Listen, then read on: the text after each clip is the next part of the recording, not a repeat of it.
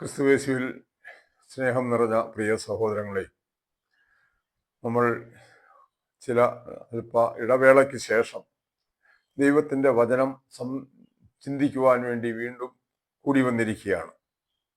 ഇതിന് ഏറ്റവും അവസാനമായി ചെയ്ത 2 വീഡിയോകളും എതിർ ക്രിസ്തു ആരാണ് എന്നുള്ള ആ ഒരു വിഷയമാണ് നമ്മൾ പ്രതിപാദിച്ചത്. അതിൽ ആദ്യത്തെ വീഡിയോയിൽ തെസ്സലോനിക്ക ലേഖനം അടിസ്ഥാനമാക്കി നാം ചിന്തിച്ചു. ദേവാലയത്തിൽ ഇരുന്നുകൊണ്ട് ദൈവമെന്ന് നടിച്ച് ദൈവമെന്നോ പൂജാ വിഷയമെന്നോ പേരുള്ള സകലത്തിലും തന്നെത്താൻ ഉയർത്തുന്ന എതിരാളിയത്രേ അവൻ. ആര്? ഈ എതിർ ക്രിസ്തു. അവന് ചില പേരുകൾ അവിടെ വിളിക്കപ്പെടുന്നുണ്ട്. അധർമ്മമൂർത്തി, പാപമനുഷ്യൻ എന്നല്ല. ഇപ്പൊ രണ്ടാമത്തെ വീഡിയോയിൽ, ഇതിനോടനുബന്ധിച്ചുള്ള രണ്ടാമത്തെ വീഡിയോയിൽ വെളിപാട് പുസ്തകം 12-ാം അധ്യായത്തെ അടിസ്ഥാനമാക്കിയാണ് നാം ചിന്തിച്ചു തുടങ്ങിയത്. അന്ന് ആ വീഡിയോയിൽ ആ ഭാഗം പൂർണ്ണമായും ചിന്തിക്കുവാൻ അത് സാധിച്ചില്ല. അപ്പൊ അതുകൊണ്ട് നാം ആ ഭാഗത്തേക്ക് തന്നെയാണ് വീണ്ടും കടന്നു വരുന്നത്. ഇതാണ് വെളിപാട് പുസ്തകം 12-ാം അധ്യായത്തിൽ നമുക്കറിയാം, അവിടെ കാണുന്നത് ഒരു സ്ത്രീ, 2 സ്ത്രീകളെ അവിടെ കാണിക്കുന്നത്. അതിലൊരു സ്ത്രീ, അവൾ സൂര്യനെ അണിഞ്ഞ് ചന്ദ്രൻ കാൽ കീഴായി, നക്ഷത്രങ്ങൾ അവളുടെ കിരീടത്തിൽ അണിയുന്ന ഒരു സ്ത്രീ. അതിനുശേഷം ഒരു ആൺകുട്ടിയെ പ്രസവിക്കുന്ന ഒരു സ്ത്രീ. ഇന്ന് പലരും, ഞാൻ അതിലേക്ക് വിശദമായി ഞാൻ പോകുന്നില്ല, എങ്കിലും ആമുഖമായി പറയുകയാണ്, പലരും ചിന്തിക്കുന്നു ആ സ്ത്രീ, ഈ ആൺകുട്ടിയെ പ്രസവിച്ച സ്ത്രീ സത്യസഭയാണെന്ന് ചിന്തിക്കുന്നവരാ. ഒരിക്കലും അല്ല. അത് ഒരു വ്യാജ അല്ലെങ്കിൽ ഒരു വിശ്വാസത്യാഗിനിയായ ഒരു സഭയുടെ ചിത്രമാണ് അത് എന്നുള്ളത് നമുക്ക് മനസ്സിലാക്കാൻ വലിയ ബന്ധപ്പാടുകൾ വേണ്ട. നമ്മുടെ മനസ്സ്, നാം അല്പം സ്വതന്ത്രമായ ഒരു മനസ്സ് നമുക്കുണ്ടായാൽ മതി. അപ്പൊ ഇപ്രകാരം ഇതിനെക്കുറിച്ച് ചിന്തിക്കുവാൻ, കേൾക്കുന്ന എൻ്റെ പ്രിയപ്പെട്ടവർ, പ്രിയ സഹോദരങ്ങൾ, അപ്പൊ നിങ്ങൾക്ക് ഇങ്ങനെ ഒരു തുറന്ന മനസ്സുണ്ടാകുവാൻ തക്കവണ്ണം ദൈവത്തിന്റെ ആത്മാവ് നിങ്ങളോട് കൂടെ ഇരിക്കട്ടെ. ദൈവത്തിന്റെ വചനം നിഷ്പക്ഷമായി പഠിക്കുവാൻ അവൻ നമ്മെ സഹായിക്കട്ടെ. ഇത് ലോകപ്രകാരമുള്ള മറ്റൊരു നേട്ടങ്ങൾക്കും വേണ്ടിയുമല്ല. അവന്റെ സത്യവചനം ഈ ലോകത്തിന് മുമ്പിൽ വെളിപ്പെടുത്താൻ സാധിക്കുക, അതിൻ്റെ ചാരിതാർത്ഥ്യം മാത്രമേ ഉള്ളൂ. അത് കുറച്ചു പേർക്കെങ്കിലും അത് പ്രയോജനപ്പെടുന്നുവെങ്കിൽ തീർച്ചയായും ഈ ഉദ്യമം സഫലീകൃതമാകും എന്ന് ഞാൻ വിശ്വസിക്കുക. അതിനുവേണ്ടി ദൈവം വഴി ഒരുക്കട്ടെ എന്ന് പ്രാർത്ഥിക്കുകയാണ്. അപ്പൊ ഈ എതിർ ക്രിസ്തുവിനെ സംബന്ധിച്ച് അനേകരും നമുക്ക് ഇപ്പൊ സോഷ്യൽ മീഡിയയിൽ കൂടി എല്ലാം കാണാൻ സാധിക്കും. അനേകം ഉപദേഷ്ടാക്കന്മാരും സുവിശേഷകന്മാരും ഈ എതിർ ക്രിസ്തുവിനെ കാണുന്നത്, അല്ലെങ്കിൽ അവർ അവതരിപ്പിക്കുന്നത് മറ്റൊരു സ്വഭാവത്തിലാണ്, മറ്റൊരു രീതിയിലാണ്. അവര് കാണുന്നു, യെരുശലേം, ഇപ്പം ഇസ്രായേലിന്റെ യുദ്ധം നടക്കുന്ന സമയമാണ്. അവർ യെരുശലേമിൽ മൂന്നാമതൊരു ദേവാലയം പണിയുവാനുള്ള ശ്രമത്തിലാണ്. അങ്ങനെ ആ ദേവാലയം പണിത് അതിൽ ഈ എതിർ ക്രിസ്തു ഉപവിഷ്ടനാകും എന്നുള്ളതാണ് അവർ പറയുന്നത്. എന്നാൽ ഈ എതിർ ക്രിസ്തു ഈ ഒരു പ്രത്യേക കാലത്ത് വെളിപ്പെടുന്ന ഏതെങ്കിലും ഒരു വ്യക്തി ആണ് എന്ന് ബൈബിൾ പറയുന്നില്ല. അപ്പോസ്തലന്മാരുടെ കാലത്ത് തന്നെ ഈ എതിർ ക്രിസ്തുവിന്റെ പ്രവർത്തനങ്ങൾ ആരംഭിച്ചിട്ടുണ്ട് സഭയിൽ എന്നുള്ളതാണ് അപ്പോസ്തലൻ പറയുന്നത്. അപ്പോൾ ആ എതിർ ക്രിസ്തു ഒരു വ്യക്തിയല്ല, നമുക്ക് കാണാൻ സാധിക്കും, അത് ഒരു സിസ്റ്റമാണ്. അപ്പൊ ഇത് കണ്ടെത്താൻ വേദപുസ്തകത്തിൽ വളരെയധികം തെളിവുകളുണ്ട്. ആ തെളിവുകൾ നാം നിഷ്പക്ഷമായി പരിശോധിക്കണം എന്നുള്ളത് മാത്രമേ ഉള്ളൂ. ഒരു രേഖാചിത്രം ബൈബിളിൽ വരച്ചു തന്നിട്ടുണ്ട്. ക്രൈസ്തവ സഭയുടെ ഒരു ജാതകം തന്നെ, ആ സഭ ജനിക്കുന്നതിന് മുമ്പ് തന്നെ ആ സഭയുടെ ഒരു ജാതകം ദൈവം എഴുതി നൽകിയിട്ടുണ്ട് വിശുദ്ധ വേദപുസ്തകത്തിൽ കൂടെ. വിശുദ്ധ വേദപുസ്തകം ദൈവാത്മനിശ്വസ്തമായ ഒരു ഗ്രന്ഥമാണ് എന്നുള്ളതിൻ്റെ വ്യക്തമായ തെളിവ് കൂടിയാണത്. ഇപ്പൊ 2 കാര്യങ്ങളാണ്. ഇപ്പൊ ഒന്ന്, വിശുദ്ധ വേദപുസ്തകം ദൈവത്തിന്റെ കരങ്ങളാൽ എഴുതപ്പെട്ട ഒന്നാണ്, ദൈവാത്മനിശ്വസ്തമാണ്. എല്ലാ തിരുവെഴുത്തും ദൈവശ്വാസീയമാണെന്നാണ് പൗലോസ് അപ്പോസ്തലൻ പറയുന്നത്. അപ്പൊ ഈ ലോക ചരിത്രം, ഈ ബൈബിളിൽ വിശദീകരിക്കുന്ന അല്ലെങ്കിൽ വെളിപ്പെടുത്തുന്ന ലോക സംഭവങ്ങൾ ഇന്ന് നമ്മുടെ മുമ്പിൽ അത് വർത്തമാന കാലഘട്ടത്തിൽ അത് നിവൃത്തിയായി നമ്മുടെ കൺമുമ്പിൽ കാണുമ്പോൾ, ആ ലോക ചരിത്രം നൂറ്റാണ്ടുകൾക്ക് മുമ്പ് എഴുതിയതാണെന്ന് കാണുമ്പോൾ, അതങ്ങനെ ത്രികാലജ്ഞനായ ഒരു വ്യക്തിക്ക് മാത്രമേ അപ്രകാരം ഒരു പ്രാവചനിക സ്വഭാവത്തിൽ എഴുതാൻ സാധിക്കുകയുള്ളൂ എന്നുള്ള കാര്യത്തിൽ യാതൊരു സംശയവുമില്ല. അപ്പോൾ ഈ വേദപുസ്തകം കേവലം മാനുഷികമായ ബുദ്ധിയിൽ രൂപപ്പെട്ട ഒന്നല്ല എന്നുള്ളതിന് ഇത് തന്നെയാണ് തെളിവ്. മറ്റൊന്ന്, അങ്ങനെയാണെങ്കിൽ ഒരു സൃഷ്ടാവ് ഉണ്ടേ എന്നുള്ളതിൻ്റെ ഒരു തെളിവ് കൂടിയാണ്. അനേകരും ഇന്ന് ദൈവമുണ്ട്, സൃഷ്ടാവുണ്ട് എന്ന് വിശ്വസിക്കാൻ ബുദ്ധിമുട്ടുള്ളവരാ. നാണക്കേടാണ് അവർക്ക് തങ്ങൾക്കൊരു സൃഷ്ടാവുണ്ടെന്ന് പറയുന്നത്. അങ്ങനെയുള്ള കാലത്താണ് നാം ജീവിക്കുന്നത്. അപ്പോൾ നമുക്ക് വീണ്ടും ഈ എതിർ ക്രിസ്തുവിന്റെ സ്വഭാവത്തെ സംബന്ധിച്ച് അവനെ കണ്ടെത്താനുള്ള തെളിവുകളിലേക്ക് നമുക്കൊന്ന് പോകാം. പറഞ്ഞു കഴിഞ്ഞ രണ്ടാമത്തെ വീഡിയോ എന്ന് പറയുന്നത് വെളിപാട് പുസ്തകം 12-ാം അധ്യായത്തിനെ അടിസ്ഥാനമാക്കിയ അതിലെ 2 സ്ത്രീകളോടുള്ള ബന്ധത്തിൽ അവർ പ്രസവിച്ച ഒരു ആൺകുട്ടിയുണ്ട്. അതിനുശേഷം ആ സ്ത്രീ അതിൽ ഒരു സ്ത്രീ എവിടേക്കോ പോകും. ദൈവം അവളെ മരുഭൂമിയിലേക്ക് അവളെ മാറ്റുന്ന ഒരു ചിത്രത്തിലാണ് നാം ത്തോടുകൂടിയാണ് നാം, അല്ലെങ്കിൽ ആ ഒരു സംഭവമാണ് നാം കാണുന്നത് 12-ാം അധ്യായത്തിൽ. ആ അധ്യായം ഒന്ന് പൂർത്തിയാക്കാൻ സാധിച്ചില്ല. ഇത് വെളിപാട് പുസ്തകത്തിന്റെ ഒരു പഠനം എന്നുള്ളതല്ല. എവിടെയൊക്കെ എതിർ ക്രിസ്തുവിനെ കുറിച്ച് പറയുന്നുണ്ട്, ഏതെല്ലാം വേദഭാഗങ്ങളിൽ പറയുന്നുണ്ട്, അവിടെ ഏതെല്ലാം തരത്തിൽ എതിർ ക്രിസ്തുവിനെ നമുക്ക് കണ്ടെത്താൻ സാധിക്കും എന്നുള്ളതാ എൻ്റെ വിഷയം. അതുകൊണ്ട് വീണ്ടും ഞാൻ പറയുകയാണ്, ക്രിസ്തുവിന്റെ വേഷം ധരിച്ച് സുവിശേഷ പ്രവർത്തനങ്ങൾ, അത് തങ്ങൾ സ്വയം സുവിശേഷ പ്രവർത്തകരാണെന്ന് മറ്റുള്ളവരെ തെറ്റിദ്ധരിപ്പിച്ചുകൊണ്ട് ദുരുപദേശങ്ങൾ മനുഷ്യരുടെ ഇടയിലേക്ക് പരത്താൻ ശ്രമിക്കുന്ന വളരെയധികം വിഭാഗങ്ങളുണ്ട്. അപ്പൊ അതിൽ ഞാൻ പറയട്ടെ, വിശുദ്ധ വേദപുസ്തകം പോലെ ക്രിസ്ത്യാനികളുടെ മതഗ്രന്ഥമാണ്. ലോകത്ത് വളരെയേറെ മതങ്ങളുണ്ട്. ആ മതങ്ങൾക്കെല്ലാം അവരുടേതായ മതഗ്രന്ഥങ്ങളുമുണ്ട്. പക്ഷേ വിശുദ്ധ വേദപുസ്തകം ഇതിന് അനുഭവിക്കേണ്ടി വന്നിട്ടത് ഉള്ള പോലെ ഒരു ദുർഗതി അല്ലെങ്കിൽ ഒരു ദുര്യോഗം മറ്റൊരു മതഗ്രന്ഥങ്ങൾക്കും ഉണ്ടായിട്ടില്ല. ഇത് ദൈവാത്മനിശ്വസ്തമായ ഗ്രന്ഥമായിരിക്കെ തന്നെ ആ ഗ്രന്ഥത്തെ അടിസ്ഥാനപ്പെടുത്തി ഈ ലോകത്ത് നിന്ന് ഇപ്പൊ എത്രയോ ക്രിസ്തീയ മതവിഭാഗങ്ങളാണ് ഉള്ളത്. നമ്മൾ ആലോചിച്ച് നോക്കുക. അപ്പൊ AD ഏതാണ്ട് 29 മുതൽ ഈ ക്രൈസ്തവ സഭ, യഥാർത്ഥ ക്രൈസ്തവ സഭയുടെ ഒരു ചരിത്രം ആരംഭിക്കുകയാണ്. എന്നാൽ ആ കാലഘട്ടത്തിന് ശേഷം AD 312 ഇവിടെ ഒരു റോമൻ കത്തോലിക്ക സഭ എന്ന് പറയുന്ന ഒരു സഭ രൂപപ്പെടുകയാണ്.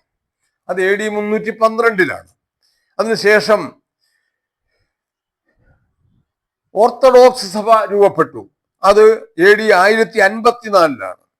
പിന്നീട് 1517 ലുഥറൻ സഭ രൂപീകരിക്കപ്പെട്ടു. പ്രിസ്ബിറ്റേറിയൻ സഭ 1560 രൂപം കൊള്ളുന്നത്. ബാപ്റ്റിസ്റ്റ് സഭ അതിനുശേഷം 1606 രൂപപ്പെട്ടു. മർമോൺസ് എന്ന് പറയുന്ന സഭ 1830 രൂപപ്പെട്ടു. അഡ്വന്റിസ്റ്റുകൾ 1831 അവരുടെ സഭ സ്ഥാപിച്ചു. പെന്തക്കോസ്തൽ വിഭാഗങ്ങൾ 1900 അവരുടെ പെന്തക്കോസ്ത് സഭകൾ ആരംഭിച്ചു. നോക്കാം, ഇങ്ങനെ ഇനിയും എത്രയേറെ ക്രൈസ്തവ സഭകൾ നമുക്ക് കാണാൻ സാധിക്കും. ഇവയെല്ലാം വിശുദ്ധ വേദപുസ്തകത്തിന്റെ അടിസ്ഥാനത്തിലാണ് രൂപപ്പെട്ടിരിക്കുന്നത്. അപ്പോൾ നാം മനസ്സിലാക്കുക, ഇവയെല്ലാം സ്വാർത്ഥ തൽപരരായിരിക്കുന്ന വ്യക്തികൾ സത്യം പ്രചരിപ്പിക്കുക എന്നുള്ളതിനപ്പുറം എങ്ങനെ മനുഷ്യനെ കബളിപ്പിക്കാം, എങ്ങനെ മനുഷ്യനെ സ്വന്തം വരുതിയിൽ നിർത്തി ഒരു വലിയ സഭ രൂപീകരിച്ച് തങ്ങൾക്ക് ഈ ലോകത്തിൽ പല നേട്ടങ്ങളും കൊയ്യാം എന്നുള്ളതിന്റെ ലക്ഷ്യത്തോടുകൂടി ആരംഭിച്ചിട്ടുള്ളതായി ഈ സഭകൾ. ഇത് പറയുന്നതിൽ ദുഃഖമുണ്ട്. എന്നാൽ അതുകൊണ്ട് ഞാൻ പറയുന്നു, എന്നാൽ യഥാർത്ഥത്തിൽ എന്താണ് ദൈവത്തിന്റെ വചനം നമ്മളോട് പറയുന്നത്? നമുക്ക് വീണ്ടും ഈ വെളിപാട് പുസ്തകം 12-ാം അധ്യായത്തിലേക്ക് തന്നെ നമുക്ക് ഒന്ന് പോകാം. ഇതാണ് ഈ AD 313 വരെയും ക്രൈസ്തവ സഭ വലിയ പീഡനത്തിലായിരുന്നു. ഏതാണ്ട് 303 മുതൽ 313 വരെയുള്ള ഡയക്ലീഷ്യന്റെ കാലം റോമാ സാമ്രാജ്യത്തിന്റെ കീഴിലാണ്. ആ ഡയക്ലീഷ്യന്റെ കാലത്ത് ക്രൈസ്തവ സഭ ഏറെ പീഡനങ്ങൾ അനുഭവിച്ച കാലമാണ്. അതിനുശേഷം കുസ്തന്തീനോസ് ക്രൈസ്തവ സഭ റോമൻ ചക്രവർത്തിയായിരുന്ന കുസ്തന്തീനോസ് ക്രിസ്തീയ മതം സ്വീകരിക്കുന്നതിനോടുകൂടി ക്രൈസ്തവ സഭയുടെ പീഡനകാലം അവസാനിച്ചു. അവർ രാജകീയ സഭയായി മാറി. ഇതാ നമുക്ക് കാണാൻ സാധിക്കുന്നത്. അപ്പം ഏതാണ്ട് AD 321 മുതൽ മിലാൻ വിളംബരം, എഡിക്റ്റ് ഓഫ് മിലാൻ എന്ന് പറയുന്ന മിലാൻ വിളംബരത്തോടുകൂടി ഈ ക്രൈസ്തവ സഭ ഒരു രാജകീയ സഭയായി അംഗീകരിക്കപ്പെട്ടു. അതിന് ഈ ലോകത്തിലുള്ള എല്ലാ സൗഭാഗ്യങ്ങളും കൈവന്നു. ഇങ്ങനൊരു കാലഘട്ടത്തിൽ കൂടെയാ പിന്നെ ക്രൈസ്തവ സഭ വളരുന്നത്. ഇവിടെയാണ് നാം കാണുന്നത് യഥാർത്ഥ സത്യസഭയുടെ അനുഭവം എന്താണ് എന്നുള്ളത് കാണുന്നത്. അപ്പോൾ ഞാൻ പറഞ്ഞു, എതിർ ക്രിസ്തു ആരാണ് എന്നുള്ളത് കണ്ടെത്താൻ. അപ്പൊ എതിർ ക്രിസ്തുവിന്റെ സ്വഭാവം എന്താണ്? ക്രിസ്തുവിനെ നേരെ എതിർക്കുന്ന ഒരു വ്യക്തിയല്ല. പിന്നെയോ ക്രിസ്തുവിന്റെ ഉപദേശങ്ങളാണ് എന്ന് പറഞ്ഞുകൊണ്ട് ആ ആട്ടിൻതോൾ അണിഞ്ഞ ചെന്നായുടെ രൂപത്തിൽ പ്രത്യക്ഷപ്പെടുന്ന ഒന്നാണ്. നമുക്ക് ക്രിസ്തുവിന്റെ ഉപദേശങ്ങളാണ്, ക്രിസ്തുവിന്റെ വാക്കുകളാണ്, അത് തങ്ങളാണ്, തങ്ങളെക്കുറിച്ചാണ് എന്നാ അവർ പറയുന്നത്. അവർ സ്വീകരിച്ചിരിക്കുന്ന പേരുകൾ നമ്മൾ നോക്കുക. ക്രിസ്തു എന്ന് പറഞ്ഞു, നിങ്ങൾ ലോകത്തിൽ ആരെയും പിതാവെന്ന് വിളിക്കരുതേ, ഒരാളെ നിങ്ങൾക്ക് പിതാവുള്ളത്, സ്വർഗസ്ഥനായ പിതാവായ യഹോവയാണ്. എന്നാൽ ഇന്ന് പിതാവെന്നും പരിശുദ്ധ പിതാവെന്നും പേരുള്ള പുരോഹിത വർഗത്തെ നമ്മൾ കാണാൻ സാധിക്കുന്നത്. നോക്കുക, വീണ്ടും ഇടയൻ, ക്രിസ്തുവിനെ ഇടയ ശ്രേഷ്ഠൻ എന്നാണ് വിളിക്കുന്നത്. ക്രിസ്തു ഇടയനാണ്, നല്ല ഇടയനാണ്. യഹോവ നല്ല ഇടയനാണ്, ക്രിസ്തു നല്ല ഇടയനാണ്. നല്ല ഇടയൻ ആടുകൾക്ക് വേണ്ടി തന്റെ ജീവനെ കൊടുക്കുന്നു. എന്നാൽ ഇന്ന് അനേകം മത മേലധ്യക്ഷന്മാരെയും ഇടയന്മാരെന്നും നല്ല ശ്രേഷ്ഠ ഇടയന്മാരെന്നും അഭിസംബോധന ചെയ്യുന്നത്. പിന്നെ നമ്മൾ നോക്കുക, അവർക്ക് എന്തുണ്ട്? അവരെ റെവറൻഡ് എന്നാ വിളിക്കുന്നത്. നമുക്ക് 111-ാം സങ്കീർത്തനം അതിന്റെ 10-ാം വാക്യത്തിൽ ഇങ്ങനെ വായിക്കാൻ പറ്റും, അവന്റെ നാമം വിശുദ്ധവും ഭയങ്കരവുമാകുന്നു. ഇത് യഹോവയ്ക്ക്, അത് അവിടെ റെവറൻഡ് എന്നാ വെച്ചിരിക്കുന്നത്. ഇത് യഹോവയ്ക്ക് നാമം മാത്രം നൽകപ്പെടുന്ന ഒരു നാമമാണ്, അല്ലെങ്കിൽ ഒരു വിശേഷണമാണ്. നാമം എന്നുള്ള ഒരു വിശേഷണമാണ് റെവറൻസ്. എന്നാൽ ഈ വിശേഷണം ഏറ്റെടുക്കാൻ, സ്വയം വഹിക്കാൻ അതിന് എത്രയോ യാതൊരു ലജ്ജയുമില്ലാതെയാണ് ഈ വിശേഷണവും വഹിച്ചുകൊണ്ടിരുന്ന അനേകം പുരോഹിതന്മാരും ശുശ്രൂഷകന്മാരും ഇന്ന് ക്രൈസ്തവ സഭയിൽ നിലകൊള്ളുന്നത്. അപ്പൊ എന്താ പറയുന്നത്? ഇത് എതിർ ക്രിസ്തുവിന്റെ സ്വഭാവമാണ് ഈ കാണിക്കുന്നത്. അവർ ക്രിസ്തുവാണെന്നുള്ള ആ ഭാവേന, ക്രിസ്തുവിന്റെ പ്രതിനിധികളാണ് എന്നുള്ള ഭാവേന, അവർക്കാണ് സകല അധികാരങ്ങളിൽ നിന്നുള്ള ഭാവേന ഇവിടെ ദുരുപദേശങ്ങൾ പ്രചരിപ്പിക്കുന്ന ഒരു വിഭാഗമായി അവർ മാറിയിരിക്കുക. അങ്ങനെ ഈ AD 321 ശേഷം ഇവിടെ വിജാതീയ മതങ്ങളുടെ ആചാരങ്ങളും അനുഷ്ഠാനങ്ങളും, അവർ ബലി കൊടുത്തിരുന്ന ബാൽ വിഗ്രഹങ്ങള് അല്ലെങ്കിൽ അശേര പ്രതിഷ്ഠകള്, അങ്ങനെയുള്ള വിജാതീയ ദൈവങ്ങളുടെ മറ പറ്റിക്കൊണ്ട് ക്രൈസ്തവ സഭയിലേക്കും ജാതീയ ആചാരങ്ങൾ കുന്നുകൂടി. അതാ നമുക്ക് കാണാൻ സാധിക്കുന്നത്. ഇപ്പൊ ക്രിസ്തുവിന്റെ അമ്മയായ മറിയ, ഈ മറിയയെ എന്താ? ഈ മറിയയെ ആകാശ രാജ്ഞിയെന്നും സ്വർഗത്തിന്റെ രാജ്ഞിയെന്നും എല്ലാം പേരിട്ട് വിളിച്ചുകൊണ്ട് അതൊരു വിജാതീയ ചിന്താഗതിയാ ക്രിസ്തു മതത്തിലേക്ക് കൊണ്ടുവന്നു. ക്രിസ്തുമസ് നമ്മൾ ആഘോഷിക്കുന്നു ക്രിസ്തുവിന്റെ ജന്മദിനമായിട്ട്. ഇത് ജാതീയ ആചാരമാണ്. സൂര്യദേവന്റെ ജന്മദിനമായി ജാതികൾ ആചരിച്ചിരുന്നതാ ഈ ഡിസംബർ 25 എന്ന് പറയുന്നത്. അന്നേ ദിവസം ക്രിസ്തുവിന്റെ ജന്മദിനമായി സഭ ആചരിക്കാൻ തുടങ്ങി. ഈ മാതാവിനെ കുറിച്ചാണെങ്കിലോ, അല്ലെങ്കിൽ മറിയാമിനെ കുറിച്ച് പറയുന്നത് മറിയാം അമലോത്ഭവ മാതാവ് എന്നാണ് വിളിക്കുന്നത്. എന്ന് പറഞ്ഞാൽ പാപം കൂടാതെ ജനിച്ചവളാണ്. ഇപ്പൊ ഇങ്ങനെ മാതാവിനെ ആ ആരാധനയുടെ കൊടുമുടിയിൽ ഇരുത്തിക്കൊണ്ട് വിജാതീയമായിരിക്കുന്ന ചിന്തകൾ ക്രൈസ്തവ സമൂഹത്തിലേക്ക് കൊണ്ടുവന്ന ഒരു അനുഭവം നമുക്ക് കാണാൻ സാധിക്കും. ഇനി അതുപോലെ നോക്കാം, ഒരിക്കലും ക്രിസ്തുവിന്റെ ബലി ആവർത്തനം ആവശ്യമില്ല എന്ന് ബൈബിൾ വളരെ വ്യക്തമായി. നാം എബ്രായ ലേഖനം വായിക്കണം. കുർബാന എന്നുള്ള വിഷയത്തെ സംബന്ധിച്ച് ഞാൻ വീഡിയോ ചെയ്തിട്ടുണ്ട്. അപ്പൊ അങ്ങനെ ആവർത്തനം ആവശ്യമില്ലാത്ത മനുഷ്യവർഗത്തിന്റെ പാപത്തിന് വേണ്ടി എന്നേക്കുമായി ശാശ്വതമായ ഒരു പരിഹാരം വരുത്തിക്കൊണ്ട് കാൽവരിയിലെ ക്രൂശിൽ യാഗമായി തീർന്ന ക്രിസ്തുവിന്റെ ബലിയെ കുർബാന എന്നുള്ള പേര് കൊടുത്ത് നിത്യേന അത് 2, 3 തവണ പള്ളികളിൽ ആരാധനാലയങ്ങളിൽ അർപ്പിക്കുന്ന ഒരു സ്വഭാവത്തിലേക്ക് ക്രൈസ്തവ സമൂഹം മാറിയില്ലേ? ഇന്ന് ആ കുർബാനയുടെ പേരിലല്ലേ ഇന്ന് സഭയിൽ അങ്ങേറ്റം ബഹളങ്ങൾ, സഭയിൽ അസ്വസ്ഥതകൾ ഉണ്ടായിരിക്കുന്നു. നമ്മൾ നോക്കുക, ഈ കുർബാന എങ്ങോട്ട് തിരിഞ്ഞു നിൽക്കണം? ജനാഭിമുഖമായിട്ട് വേണോ, അൾത്താരയ്ക്ക് അഭിമുഖമായിട്ട് വേണമോ കുർബാന ആചരിക്കാൻ? അപ്പൊ കുർബാന ക്രിസ്തുവിന്റെ ബലിയാണെന്ന് തെറ്റിദ്ധരിപ്പിക്കുകയാണ്. എന്നിട്ട് നാം ആലോചിക്കുക, ബൈബിളിൽ ദൈവം ഇസ്രയേലിന് കൊടുത്ത എത്രയോ യാഗങ്ങളും എത്രയോ ആചാരങ്ങളുണ്ട്. അവയിൽ ഏതെങ്കിലും ഒരു ആചാരം അനുഷ്ഠിക്കുന്നതിൽ ഇപ്രകാരം ഒരു തർക്കം വന്നിട്ടുണ്ടോ? കൃത്യമായി ദൈവം കൊടുത്ത കൽപ്പനകൾ കൃത്യമായി പാലിക്കുന്നതാവും. അപ്പോൾ ഈ കുർബാനയുടെ പേരിൽ സഭയിൽ ഇത്രയേറെ ഒരു അന്തഛിദ്രം വന്നുവെങ്കിൽ അതിന്റെ അർത്ഥം അത് തന്നെ നമ്മൾ പറയുന്നു, ഇതൊരിക്കലും ദൈവം നൽകിയ ഒരു ആചാരമല്ല. അപ്പൊ അതിന് കോടതിയിൽ ആശ്രയിക്കുക, പോലീസിനെ ആശ്രയിക്കുക, ഇതാണ് സ്ഥിതി. എന്നിട്ടോ ആ പുരോഹിതൻ ഈ കുർബാന വേളയിൽ ധരിക്കുന്ന വസ്ത്രം, അതിന് പല പേരുകളുണ്ട്. ആ വസ്ത്രത്തിന് പല ഭാഗങ്ങളുണ്ട്. ഊറാറ, നൂനാറ, കാപ്പ, കൊന്തീന, ഇങ്ങനെയുള്ള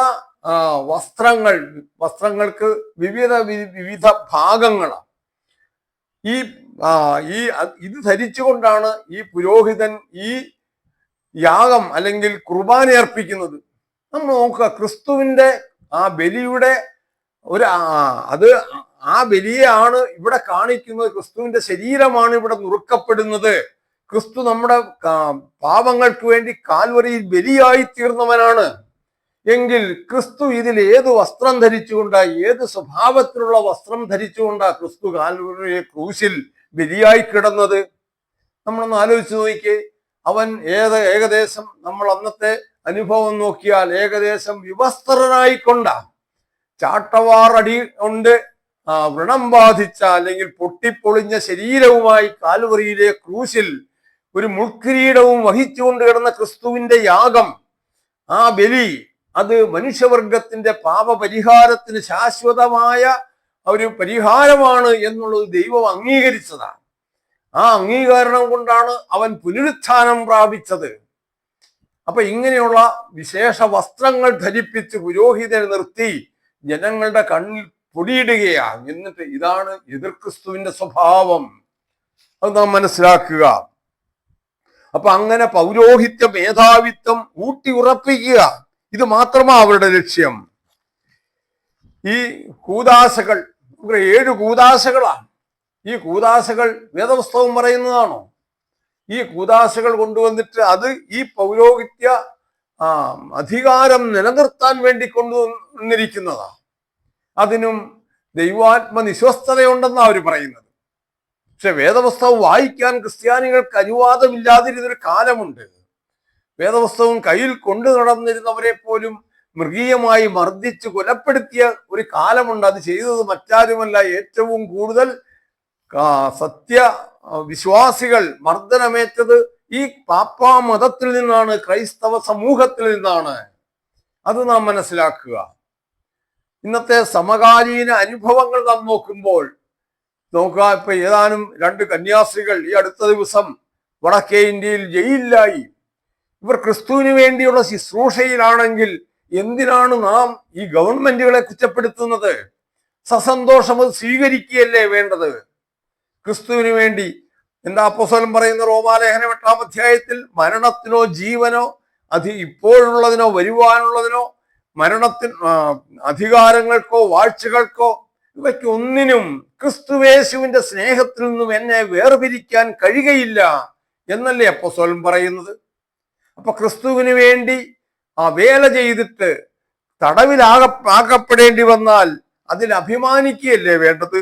നമ്മൾ ആ എബ്രായ ലേഖനത്തിലേക്കൊന്ന് നോക്കുക. എബ്രായ ലേഖനം 11-ാം അധ്യായത്തിൽ എന്താ പറയുന്നത്?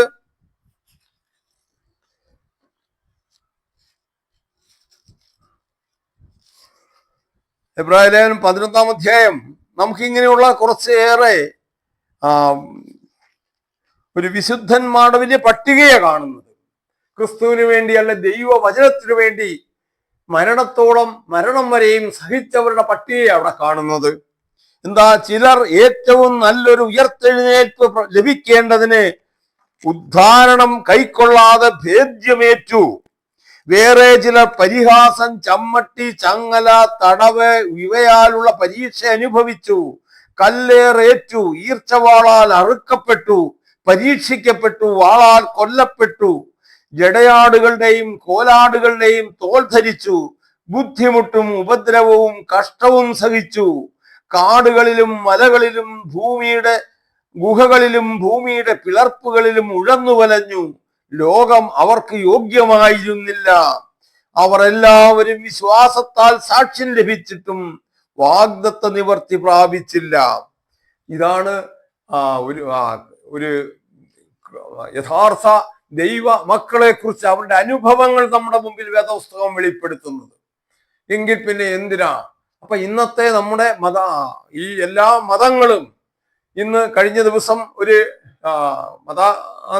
അധ്യക്ഷൻ പറയുന്ന കേട്ടു, ഞങ്ങൾ അടുത്ത ഇലക്ഷനിൽ ഇവിടെ നിൽക്കാൻ പോവുകയാണ് എന്ന് പറഞ്ഞാൽ നമ്മുടെ വോട്ടവകാശം, ഈ ലോകത്തിലെ അവകാശങ്ങൾക്ക് വേണ്ടി, ഈ ലോകത്തിലെ സ്ഥാനമാനങ്ങളും ഈ ലോകത്തിലെ മറ്റ് ആനുകൂല്യങ്ങളും സമ്പാദിക്കാൻ വേണ്ടി തങ്ങളുടെ വോട്ടവകാശം വിനിയോഗിക്കുകയാണ് എന്ന് പറഞ്ഞാൽ ഈ ലോകത്തിന്റെ താല്പര്യങ്ങൾക്ക് വിധേയപ്പെട്ട് ജീവിക്കുക. ക്രിസ്തുവിന് വേണ്ടി ജീവിക്കാൻ ഇവർ തയ്യാറല്ല.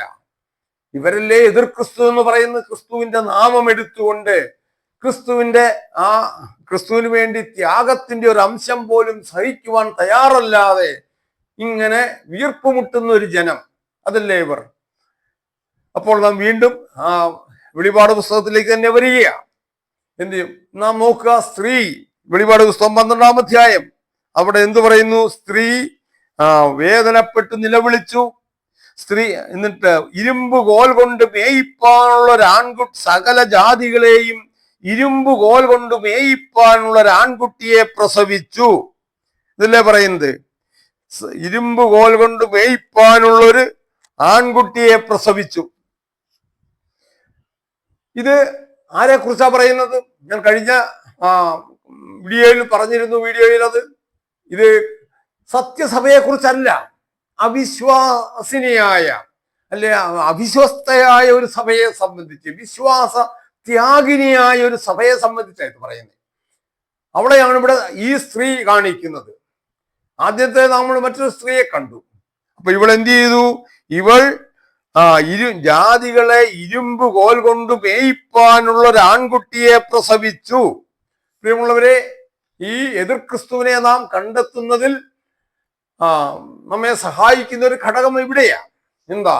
ദൈവത്തിന്റെ വചനത്തെ, സത്യവചനത്തെ ദുർവ്യാഖ്യാനം ചെയ്തുകൊണ്ട് സ്വന്തം താല്പര്യങ്ങൾക്ക് വേണ്ടി വിനിയോഗിക്കുന്നു. ഇതെവിടെയാ പറയുന്നത്? രണ്ട് ഭാഗങ്ങളിൽ നമുക്ക് കാണാൻ സാധിക്കും. ഒന്ന് 2-ാമത്തെ സങ്കീർത്തനത്തിലാണ്.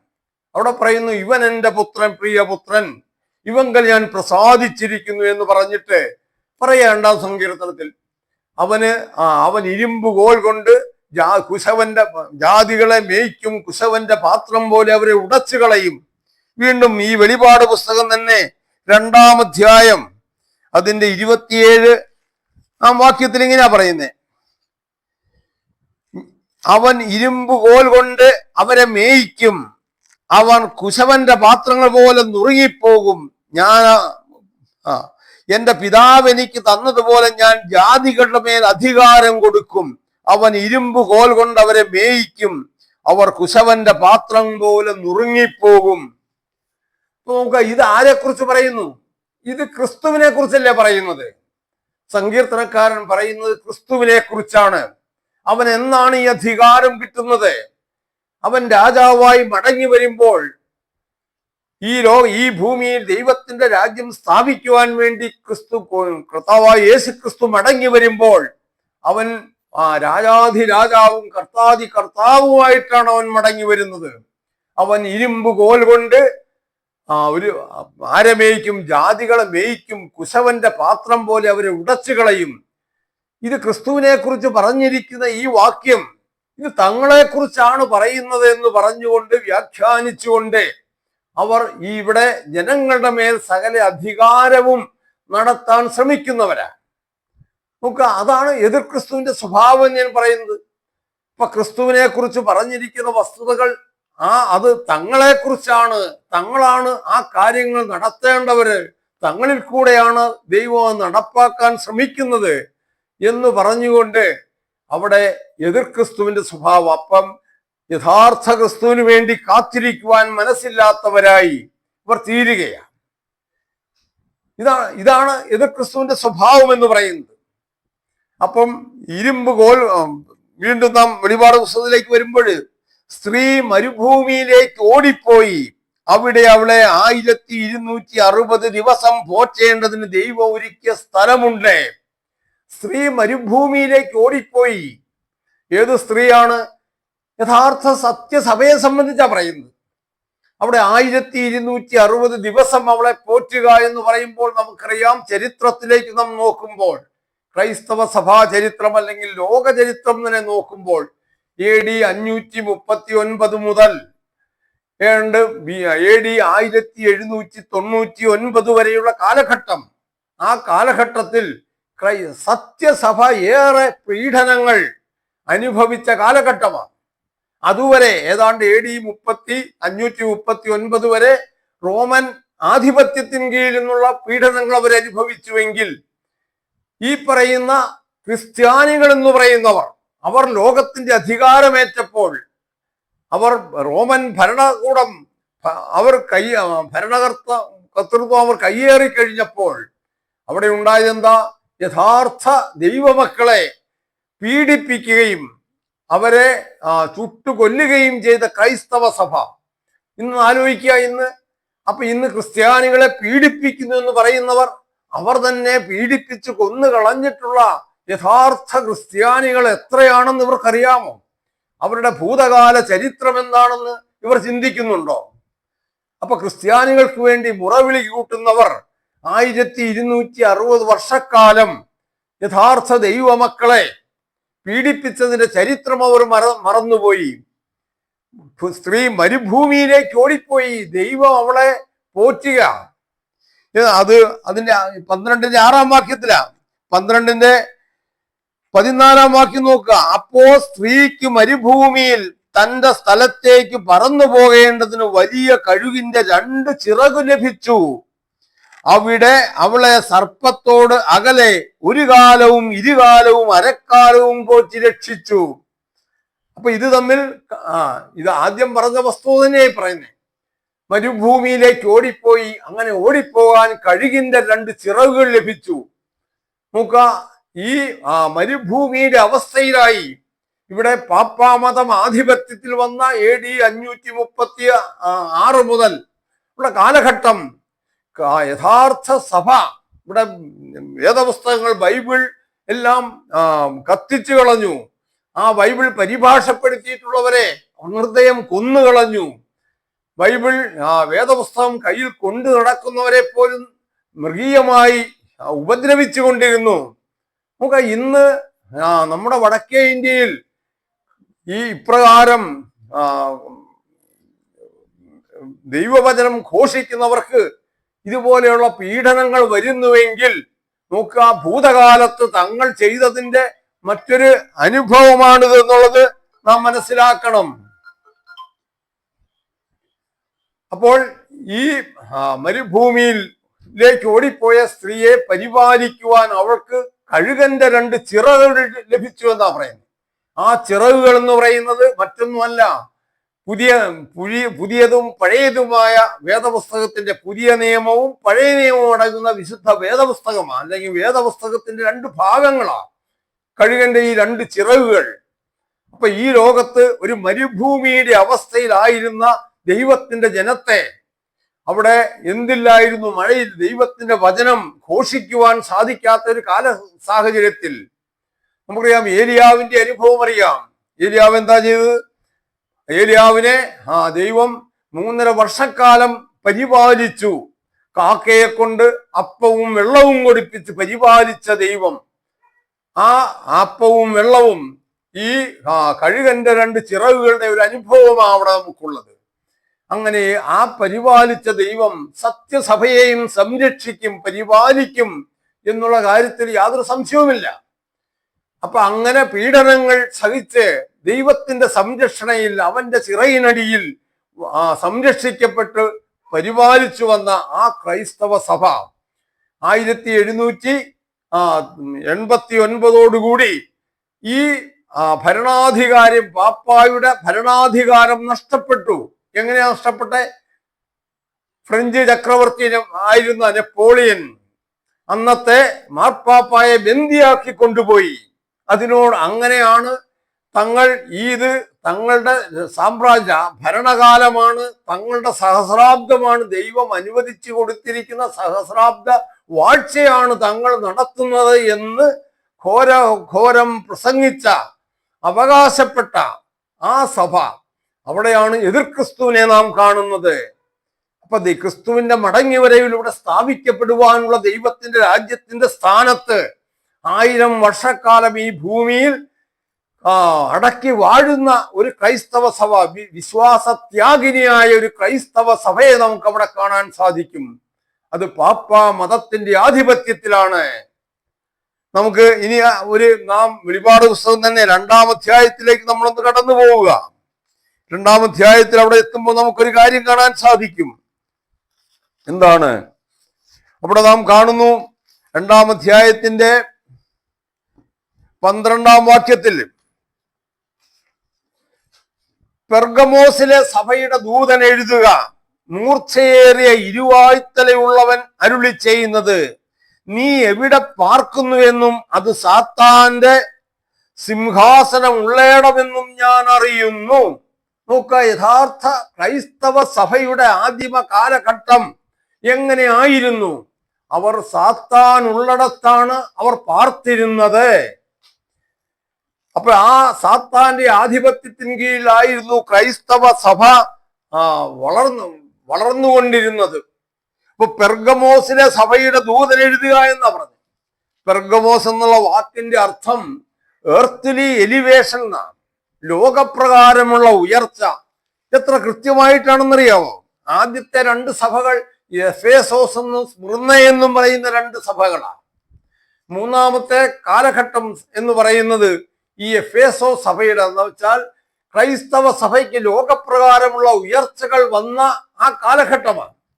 അത് AD 313 മുതൽ, കൃത്യമായി പറഞ്ഞാൽ AD 321 മുതൽ ക്രൈസ്തവ സഭയുടെ ഈ എർത്ത്ലി എലിവേഷൻ, ലോകപ്രകാരമുള്ള ഉയർച്ചയുടെ കാലഘട്ടമാണ്. അന്ന് കുസ്തന്തീനോസ് ഈ പറയുന്ന ക്രിസ്തീയ മതം സ്വീകരിക്കുകയും തൻ്റെ വിജാതീയ മതത്തിലുണ്ടായിരുന്ന എല്ലാ അനാചാരങ്ങളും ക്രിസ്തു മതത്തിലേക്ക് പകർത്തിക്കൊണ്ടുവരികയും ചെയ്യാൻ ശ്രമിച്ച കാലഘട്ടം.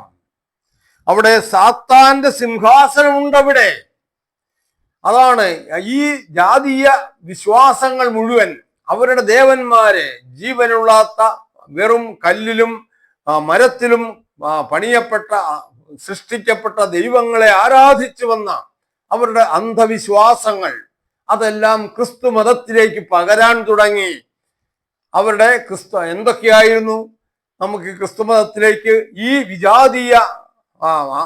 വിജാതീയ സംസ്കാരത്തിൽ നിന്നും കടന്നു വന്ന ആചാരങ്ങൾ, ഇവിടെ മരിച്ചവർക്ക് വേണ്ടിയുള്ള പ്രാർത്ഥന, ആത്മാവിന്റെ അമർത്യത, പാപികൾക്കുള്ള നിത്യ നരകത്തിന്റെ ശിക്ഷ, നിത്യദണ്ഡനകാലം, ശുദ്ധീകരണ കാലം, ഇങ്ങനെ നിരവധിയായിരിക്കുന്ന അനാചാരങ്ങൾ ക്രൈസ്തവ സമൂഹത്തിലേക്ക് കടന്നു വന്നു. പെരുന്നാളുകൾ, എത്രയെത്ര പെരുന്നാളുകളായി ഇന്ന് ക്രിസ്ത്യാനികൾക്കുള്ളത്.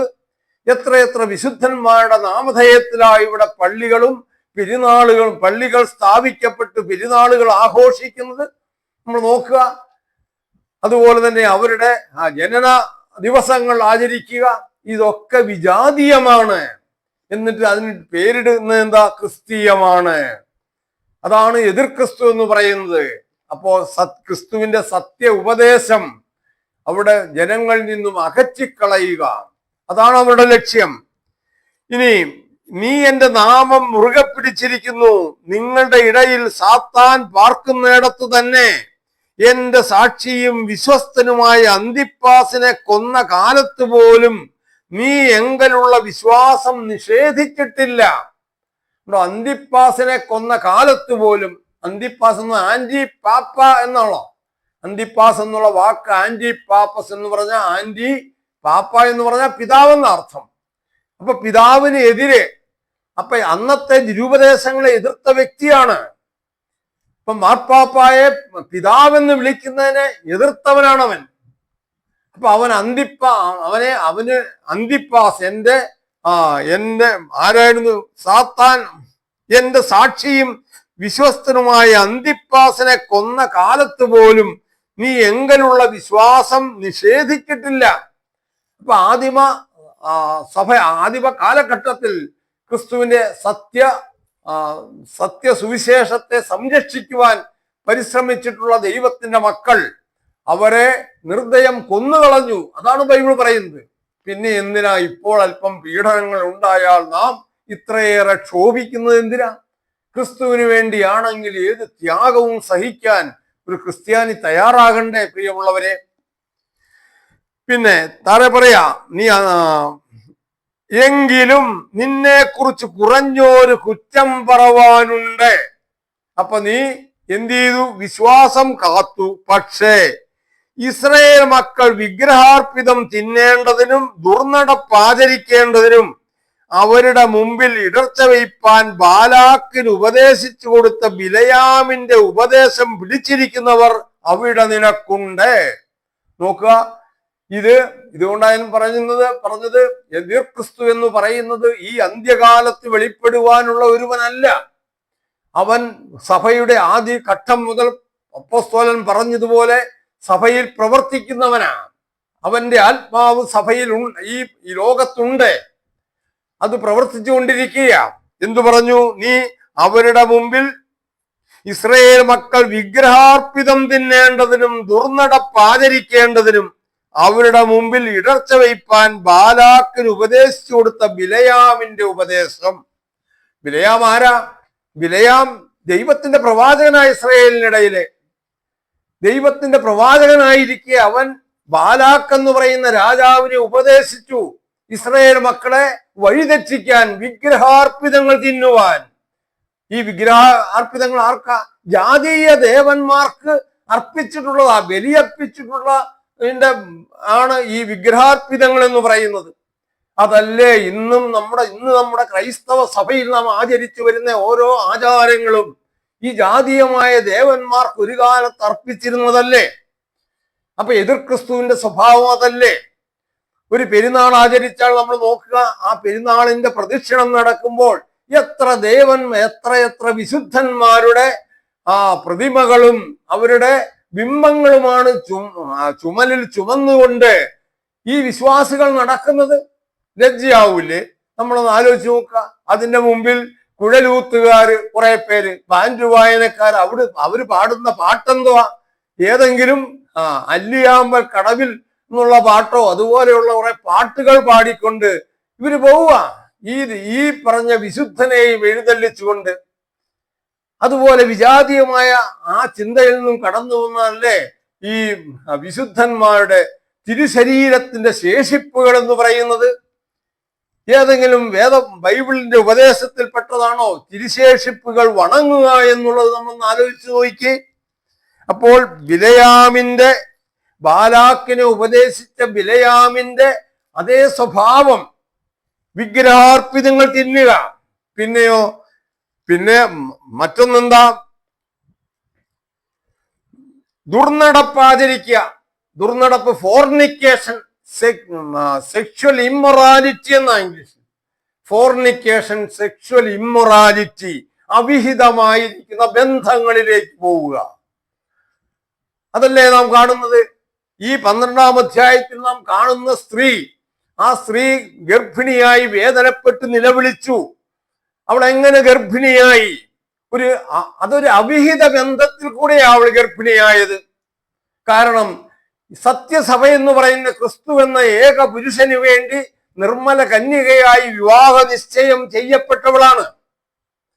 അങ്ങനെ ഏക പുരുഷന് വേണ്ടി വിവാഹ നിശ്ചയം ചെയ്യപ്പെട്ടവളാണ് സത്യസഭയെങ്കിൽ, ആ ക്രിസ്തു മടങ്ങി വരാതെ അവനോടൊപ്പം അവനെ തന്റെ ആ പ്രതിസുത, ക്രിസ്തു എന്ന പ്രതിസുത വരനെ ഭർത്താവായി വരണമാല്യം അണിയിക്കുന്നവരെയും അവനോടൊപ്പം ഒരു വിവാഹ ജീവിതത്തിൽ പ്രവേശിക്കുന്നതിന് മുമ്പ് തന്നെ അവൾ ഗർഭിണിയായി എങ്കിൽ അവൾ അബദ്ധസഞ്ചാരിണിയല്ലേ?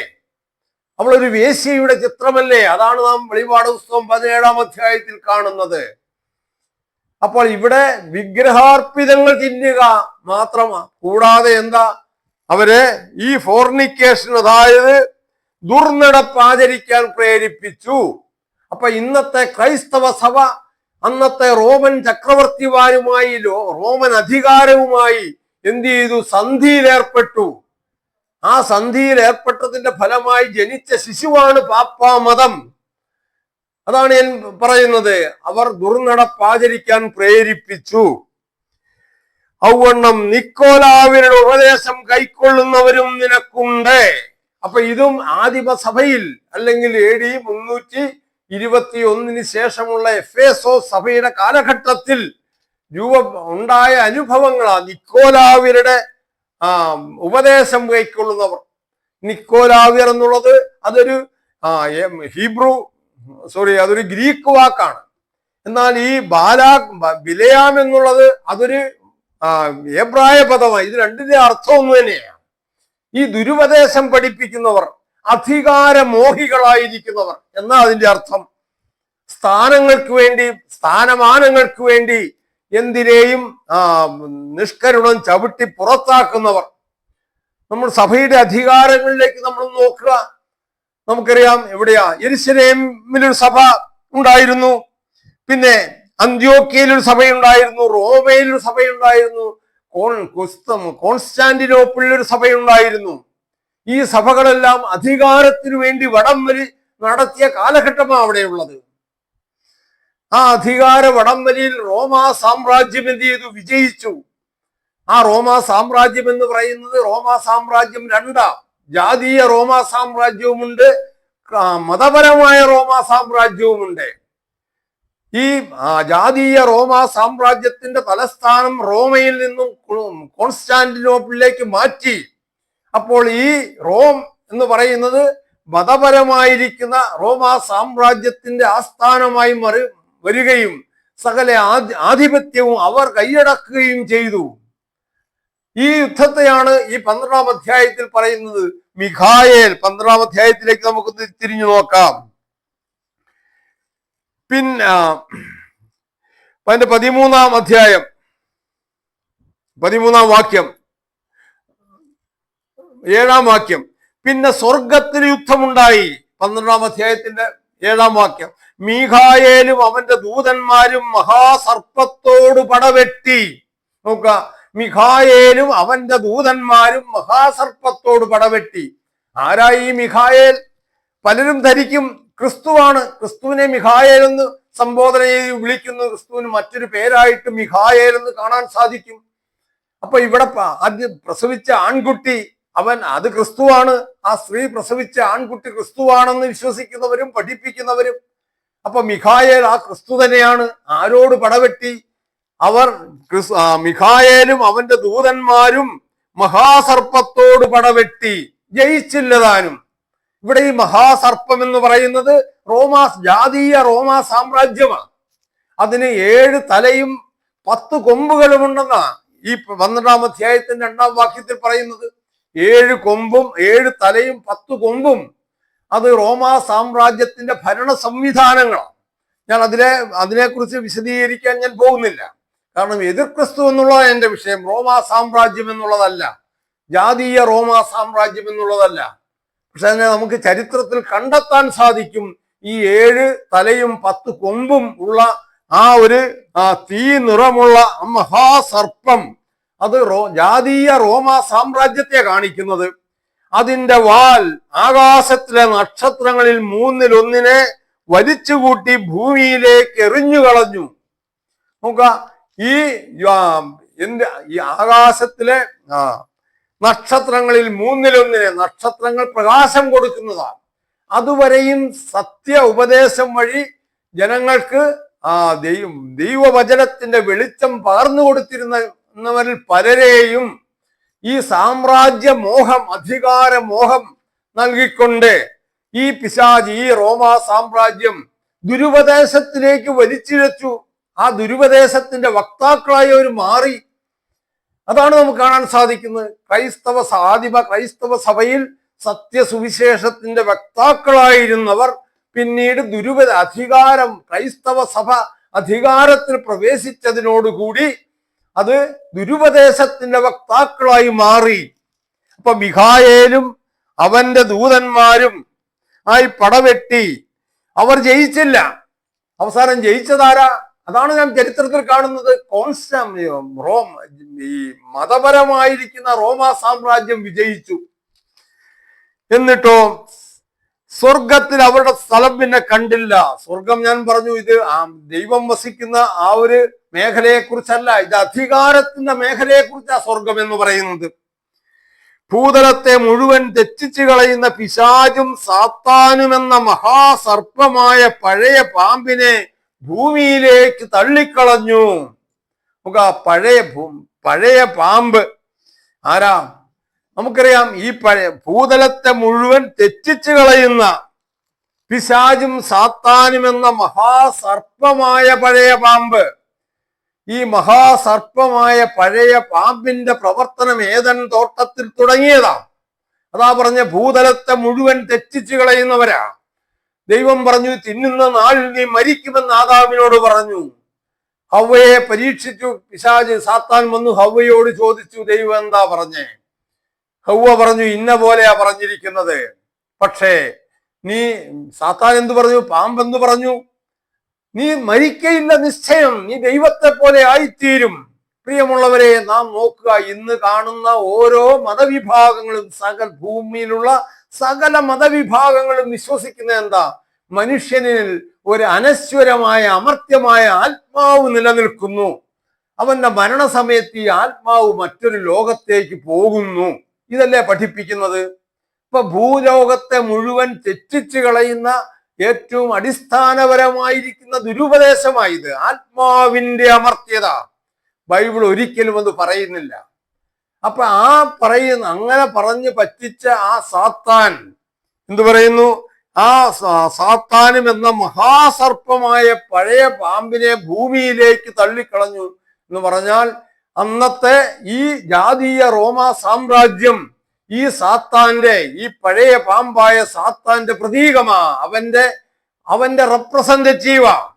അവനിൽ കൂടെയാണ് സകല ദുരാചാരങ്ങളും. നമുക്കറിയാം, ഇപ്പൊ യവന സംസ്കാരത്തിൽ അവിടുത്തെ യവന തത്വചിന്തകന്മാര് ഇവരെല്ലാം ആത്മാവിന്റെ അമർത്യത ഘോഷിച്ചിട്ടുള്ളത്.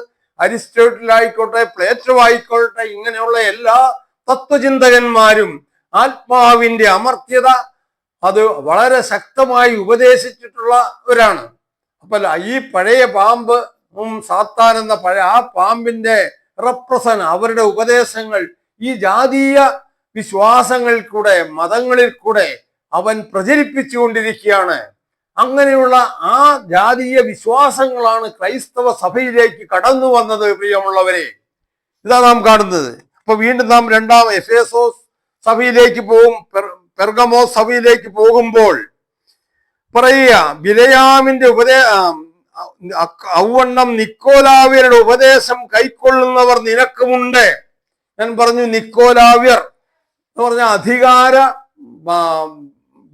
അധികാര ഭ്രമത്തരായിരിക്കുന്നവരാ, അധികാരത്തിന് വേണ്ടി ദുരുപദേശങ്ങൾ പ്രചരിപ്പിക്കുന്നവരാ. നാം നോക്കുക, ഇവിടുത്തെ സഭകൾ ഇങ്ങനെയുള്ള ഇന്നിപ്പോ ഓരോ സഭകളിലും നടക്കുന്നത് എന്താ? ഇപ്പൊ നമ്മുടെ യാക്കോബായ സഭ എന്തിന്റെ പേരില്ല? ഇവിടെ ഓർത്തഡോക്സ് എന്നോ യാക്കോബയെന്നോ രണ്ടായി തിരിഞ്ഞത് എന്തിന്റെ പേരില്ല? അധികാരത്തിന്റെ പേരിലല്ലേ? നിക്കോലാവരുടെ ഉപദേശമല്ലേ അത്? കത്തോലിക്ക സഭ എത്രയുണ്ട്? കത്തോലിക്കയിൽ സഭകൾ മാർപ്പാപ്പായുടെ ആ അപ്രമാദിത്വത്തെ പോലും പൂർണ്ണമായും അംഗീകരിക്കുന്നവരാണോ? അപ്പൊ അങ്ങനെയുള്ള അനുഭവങ്ങൾ അത് നിക്കോലാവരുടെ ഉപദേശം ആണ്. അങ്ങനെയുള്ളവർ ആദിമ സഭയിലുണ്ടായിരുന്നു. അവർ ക്രിസ്തുവിന്റെ വേഷമിട്ട് ദൈവത്തിന്റെ വചനം ഇവിടെ പ്രചരിപ്പിക്കാൻ ശ്രമിക്കുന്നവരാ. അതുകൊണ്ട് ഇങ്ങനെ ഈ എഫേസോ സഭയുടെ കാലഘട്ടം എന്ന് പറയുന്നത് ക്രൈസ്തവ സഭയുടെ ദുരാചാരങ്ങളുടെ, അനാചാരങ്ങളുടെ ആരംഭമായി നമുക്ക് കാണാൻ സാധിക്കും. പ്രിയമുള്ളവരെ, അതുകൊണ്ട് വീണ്ടും നാം 12-ാം അധ്യായത്തിലേക്ക് ഒരു സമയം കടന്നു പോകുന്നു. ഞാൻ ഏതാനും ചില കാര്യങ്ങൾ കൂടി പറഞ്ഞുകൊണ്ട് ഞാൻ ഈ ഒരു ഭാഗത്ത് നിന്ന് ഞാൻ വിരമിക്കുകയാണ്. അപ്പോ ഈ സാത്താനും എന്ന മഹാസർപ്പമായ പഴയ പാമ്പിനെ ഭൂമിയിലേക്ക് തള്ളിക്കളഞ്ഞു, അവന്റെ ദൂതന്മാരെയും അവനോടുകൂടെ തള്ളിക്കളഞ്ഞു. അപ്പോൾ ഞാൻ സ്വർഗത്തിലൊരു മഹാശബ്ദം പറഞ്ഞു കേട്ടത്, ഇപ്പോൾ നമ്മുടെ ദൈവത്തിന്റെ രക്ഷയും ശക്തിയും രാജ്യവും അവന്റെ ക്രിസ്തുവിന്റെ ആധിപത്യവും തുടങ്ങിയിരിക്കുന്നു. നോക്കുക, അപ്പൊ ഇത് പറയുന്നത്, ഇതാണ് പറയുന്നത്, ഈ ഒരു വാക്യത്തെ പിടിച്ചുകൊണ്ടാ പറയുന്നത്. ഏത്? ഇവിടെ ഈ ഭൂമിയിൽ ഒരു സഹസ്രാബ്ദ വാഴ്ച ദൈവം അനുവദിച്ചിരിക്കുന്നത് അത് ഈ പാപ്പാ മതത്തിന്റെ ആധിപത്യത്തെയാണ് എന്ന് പറയുന്നു. അപ്പൊ ഈ നമ്മുടെ ദൈവത്തിന്റെ രക്ഷയും ശക്തിയും രാജ്യവും അവന്റെ ക്രിസ്തുവിന്റെ ആധിപത്യവും തുടങ്ങിയിരിക്കുന്നു. ഈ പറഞ്ഞ 1799 വരെയുള്ള കാലഘട്ടത്തിൽ ക്രിസ്തുവിന്റെ ആധിപത്യം എവിടെയാ നമുക്ക് കാണാൻ സാധിക്കുന്നത്? 1260 വർഷക്കാലം അവന്റെ സത്യസഭയെ മരുഭൂമിയിൽ എന്ന പോലെ പോറ്റി പുലർത്തിയ ദൈവം, ആ ദൈവം അവനെ ആ മരുഭൂമിയിലേക്ക് അവളെ ആനയിച്ചത് കഴുകന്റെ 2 ചിറകിലാണ്. വിശുദ്ധ വേദപുസ്തകം നമുക്കറിയാം. ഈ വെളിപാട് പുസ്തകം, ഈ ഫ്രഞ്ച് റെവല്യൂഷന്റെ കാലഘട്ടത്തിൽ വന്നിരിക്കുന്ന മാറ്റങ്ങൾ, അതിനോട് ആ കാലഘട്ടത്തിന്റെ അവസാനത്തിൽ ഏതാണ്ട് 1793 മുതൽ 1797 വരെയുള്ള 3.5 വർഷക്കാലം ക്രൈസ്തവ സഭ അനുഭവിച്ച പീഡനങ്ങൾ എത്രയായിരുന്നു? ബൈബിൾ നിരോധിക്കപ്പെട്ടു. എല്ലാം ചരിത്ര സത്യങ്ങളല്ലേ? അപ്പൊ എന്നിട്ട് പറയാ നമ്മുടെ ക്രിസ്തുവിന്റെ ആധിപത്യമാണ് ഇവിടെ ആരംഭിച്ചിരിക്കുന്നതെന്ന്. അതുകൊണ്ട് നമ്മുടെ സഹോദരന്മാരെ രാപ്പകൽ ദൈവസന്നിധിയിൽ കുറ്റം ചുമത്തുന്ന അപവാദിയെ തള്ളിയിട്ട് കളഞ്ഞുവല്ലോ. നോക്കുക, ഒരു കാലത്ത് എന്തായിരുന്നു?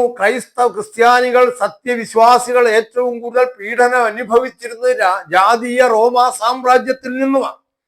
അതാ ഞാൻ പറഞ്ഞത്, നീറോയും ഡയക്ലീഷ്യനും ഒക്കെ ക്രിസ്തീയ മതവിശ്വാസികളെ എത്രയേറെ പീഡിപ്പിച്ചിരുന്നു. എന്നിട്ട് അപ്പൊ അവരെ ക്രിസ്തുവിന്റെ ആധിപത്യം, നമ്മുടെ സഹോദരന്മാരെ രാപ്പകൽ ദൈവസന്നിധിയിൽ കുറ്റം ചുമത്തുന്ന അപവാദിയെ തള്ളിയിട്ട് കളഞ്ഞുവല്ലോ. തങ്ങൾക്ക് അധികാരം കിട്ടി കഴിഞ്ഞപ്പോൾ ഇതുവരെ ക്രിസ്തുവിന്റെ അല്ലെങ്കിൽ ക്രിസ്ത്യാനികളെ പീഡിപ്പിച്ചിരുന്നവർ, അവർ കുറ്റം വിധിക്കപ്പെടുകയാ. അവർ ചെയ്തത് തെറ്റായിപ്പോയി എന്ന് ഇവർ അംഗീകരിക്കുകയാണ്. എന്നിട്ടോ പിന്നെ അവരുടെ വകയായിട്ടുള്ള പീഡനമാ ആരംഭിക്കുന്നത്. അതുകൊണ്ട് അവൻ അവരെ കുഞ്ഞാടിന്റെ രക്തം ഹേതുവായിട്ടും തങ്ങളുടെ സാക്ഷ്യവചനം ഹേതുവായിട്ടും ജയിച്ചു. അപ്പൊ ഇത് നോക്കുക, ഇവിടെ ഞാൻ ആദ്യമേ പറഞ്ഞു, ക്രിസ്തുവിന്റെ വചനം തങ്ങൾ കയ്യിലെടുക്കുന്നു എന്ന് മറ്റുള്ളവരെ ബോധ്യപ്പെടുത്തുന്ന ഒരു സ്വഭാവം. എന്ന് പറഞ്ഞു, ക്രിസ്തുവിന്റെ കുഞ്ഞാടിന്റെ രക്തം ഹേതുവായിട്ട് തങ്ങളുടെ സാക്ഷ്യവചനം ഹേതുവായിട്ടും ജയിച്ചു. ഇപ്പൊ ഇവിടെ ഒരു കുഞ്ഞാടിന്റെ രക്തത്തെ അവർ അംഗീകരിക്കുക. എങ്കിൽ കുഞ്ഞാടിന്റെ രക്തത്തെ ഇവർ അംഗീകരിച്ചുവെങ്കിൽ പിന്നീട് ആ കുഞ്ഞാടിന്റെ രക്തത്തിനു പകരം കുർബാന ഇവർ സഭയിൽ പ്രതിഷ്ഠിച്ചത് എന്തിനാ? നിങ്ങളൊന്ന് ആലോചിച്ച് നോക്കിയേ. ഇത് വരുമാന മാർഗമാണ്. അത് പൗരോഹിത്യ മേധാവിത്വത്തിന് അരക്കിട്ടുറപ്പിക്കുന്ന ഒരു അനുഭവമാണ്. ഇതിനൊക്കെ വേണ്ടിയാ. അതുകൊണ്ട് വീണ്ടും ഞാൻ പറയാം, ഇതുകൊണ്ട് സമയം കടന്നു പോകുന്നു. അതുകൊണ്ട് ഈ ഒരു ഭാഗം ഞാൻ ഇവിടെ പര്യവസാനിപ്പിക്കുക. ദൈവത്തിന്റെ ജനത്തെ സംരക്ഷിക്കാൻ അവരേത് സാഹചര്യത്തിലായിരുന്നാലും ദൈവത്തിന് സാധിക്കും. അവൻ അവരെ സംരക്ഷിക്കും. നമുക്കറിയാം 1798 എന്തായി? ഈ പാപ്പാ മതത്തിന്റെ ആധിപത്യം അവസാനിക്കുക നെപ്പോളിയനോടുകൂടി. അതിനുശേഷം 1804 എന്ത് ചെയ്യുന്നു? ഇവിടെ ബൈബിൾ സൊസൈറ്റികൾ ആരംഭിക്കുന്നു. ഇപ്പൊ നാം 11-ാം അധ്യായത്തിലേക്ക് കടന്നുപോയാൽ അവിടെ നമുക്ക് ചില വസ്തുതകൾ കാണാൻ സാധിക്കും. അതിലേക്ക് സമയം പോകുന്നില്ല. അങ്ങനെ ഇവിടെ മരുഭൂമിയുടെ അവസ്ഥയിലായിരുന്ന ദൈവത്തിന്റെ ജനം ആ നിരോധിക്കപ്പെട്ട ബൈബിൾ അവയെല്ലാം പുനർ സൃഷ്ടിക്കുവാൻ, അല്ലെങ്കിൽ അത് അവയുടെ പ്രിന്റിങ്, ഇന്ന് ലോകത്ത് ഇത്രയേറെ പ്രചരം ലഭിച്ചിട്ടുള്ള, കോപ്പികൾ വിറ്റഴിഞ്ഞിട്ടുള്ള ഒരു ഗ്രന്ഥം വേറെയില്ല. അങ്ങനെ ഒരു പുതിയ ജീവനിലേക്ക് ദൈവത്തിന്റെ ജനം കടന്നു വരുന്ന അനുഭവം നമുക്ക് കാണാൻ സാധിക്കും. ഇനി 13-ാം അധ്യായത്തിൽ 17-ാം അധ്യായത്തിൽ ഒക്കെ നമുക്ക് കാണാൻ സാധിക്കുന്നത് ഈ എതിർ ക്രിസ്തുവിന്റെ ചിത്രമാണ്. അതുകൊണ്ട് അതിലേക്ക് നമ്മൾ അധികം വൈകാതെ തന്നെ, ഏറെ താമസിയാതെ അടുത്ത ദിവസം തന്നെ ഈ വിഷയത്തിന്റെ പിന്തുടർച്ചയായി ആ ഭാഗങ്ങളിലേക്ക് കടന്നു പോകാം എന്ന് ഞാൻ കരുതുന്നു, പ്രിയമുള്ളവരെ. അതുകൊണ്ട് തീർച്ചയായും നിങ്ങൾ തുറന്ന മനസ്സോടുകൂടെ ദൈവത്തിന്റെ വചനം കേൾക്കുക, ശ്രവിക്കുക. എന്നിട്ട് നിങ്ങൾ ഈ ദൈവത്തിന്റെ വചനം പറയുന്ന പോലെ വിട്ടുപോരുവിൻ അവളെ വിട്ടുപോരുവിൻ എന്നാ പറയാം.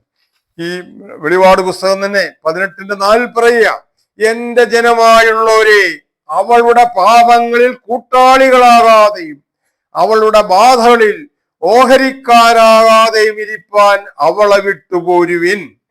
ഈ അവിശ്വസ്തയായിരിക്കുന്ന ഈ ക്രൈസ്തവ സഭ അവളുടെ ആചാരങ്ങളിൽ നിന്ന് വിട്ടുപോരാനാ പറഞ്ഞത്. എന്റെ ജനമായുള്ളവരെ അവളുടെ പാപങ്ങളിൽ കൂട്ടാളികളാകാതെ അവളുടെ ബാധകളിൽ ഓഹരിക്കാരാകാതെയും നിങ്ങൾ അവളെ വിട്ടുപോരുവിൻ. വീണ്ടും യെശയ്യാ 52:11 പറയുക, വിട്ടുപോരുവിൻ അവിടെ നിന്നും പുറപ്പെട്ടു പോരുവിൻ. അശുദ്ധമായതൊന്നും തുടരുതേ, അതിന്റെ നടുവിൽ നിന്നും പുറപ്പെട്ടു പോരുവിൻ. അങ്ങനെ ദുരുപദേശങ്ങളുടെ ആ ചവറ്റുകുട്ടയിൽ നിന്നും പുറത്തു ചാടുവാൻ പ്രിയമുള്ളവരെ ദൈവം നിങ്ങളെ അനുഗ്രഹിക്കട്ടെ. നിങ്ങളുടെ ഹൃദയത്തിന്റെ കണ്ണുകൾ തുറന്നു വരട്ടെ. ആ സത്യവചനം ഗ്രഹിക്കുവാനും അവ മറ്റുള്ളവർക്ക് പകർന്നു കൊടുക്കുവാനും തക്കവണ്ണം നിങ്ങളെ ദൈവം പ്രാപ്തരാക്കട്ടെ എന്ന് പ്രാർത്ഥിച്ചുകൊണ്ട് ഈ ദിവസം എൻ്റെ എളിയ വാക്കുകൾ ഞാനിവിടെ പര്യവസാനിപ്പിക്കുന്നു.